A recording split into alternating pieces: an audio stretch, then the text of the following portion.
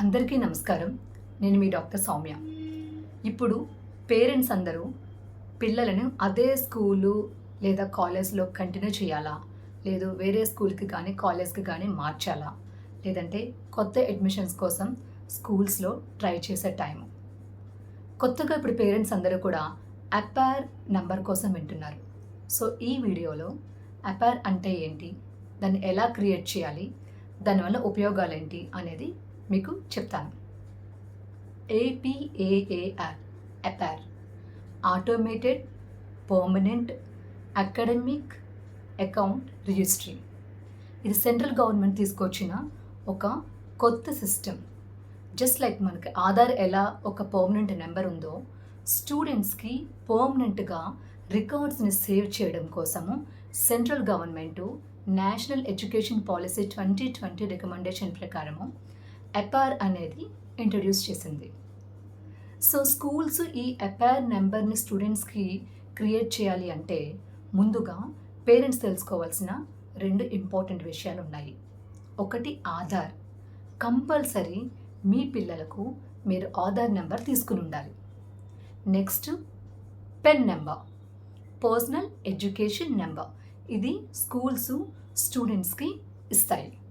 Okay, so ఈ pen number Aadhaar number ఉంటే కనుక స్కూల్స్ స్టూడెంట్స్కి అపైర్ నెంబర్ని క్రియేట్ చేస్తాయి. ఈ అపైర్ నెంబరు స్టూడెంట్స్కి life long academic identity number. ప్రతి స్టూడెంట్కి ఒక యూనిక్ అకాడమిక్ ఐడెంటిటీ నెంబర్. దీనివలన స్టూడెంట్స్ అకాడమిక్ రికార్డ్స్ అన్నీ కూడా ఒక పర్టికులర్ డిజిటల్ ఆన్లైన్ ఫామ్లో స్టోర్ చేయడానికి యూజ్ అవుతుంది.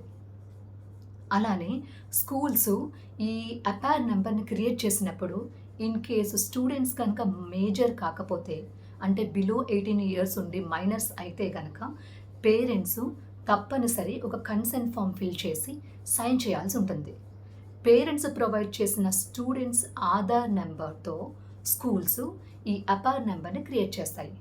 ఒక్కసారి అపైర్ నెంబర్ క్రియేట్ అయిన తర్వాత ఈ అపైర్ ఐడిని డిజిలాకర్ వెబ్సైట్కి వెళ్ళి ఆ డిజిలాకర్తో లింకప్ చేయాలి. డిజిలాకర్ అంటే మన డాక్యుమెంట్స్, సర్టిఫికెట్స్ అన్నీ కూడా సేఫ్గా ఆన్లైన్లో మనం సేవ్ చేసుకోవచ్చు. దీనివలన మీరు ఎక్కడికైనా వెళ్ళినప్పుడు ఒరిజినల్ సర్టిఫికెట్స్ కానీ డాక్యుమెంట్స్ కానీ క్యారీ చేయకుండా ఈ డిజిలాకర్ నెంబర్ని యూజ్ చేసి మీరు సర్టిఫికెట్స్ని కానీ ఇంపార్టెంట్ డాక్యుమెంట్స్ని కానీ ఎలాంటి ప్లేస్ నుంచి అయినా కూడా యాక్సెస్ చేసుకోవడానికి యూజ్ అవుతుంది.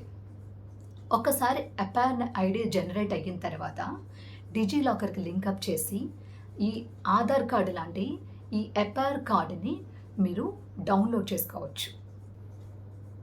సో దీనివల్ల యూజెస్ ఏంటి, ఎందుకు స్టూడెంట్స్కి అపైర్ నెంబర్ జనరేట్ చేయాలి, స్కూల్స్కి కానీ పేరెంట్స్ కానీ తెలుసుకోవాల్సిన విషయాలు ఏంటంటే, ఈ అపైర్ నెంబర్ని జనరేట్ చేయడం వల్ల స్టూడెంట్స్కి సంబంధించిన రికార్డ్ మొత్తం ఒక్కటే ప్లేస్లో ఉంటుంది.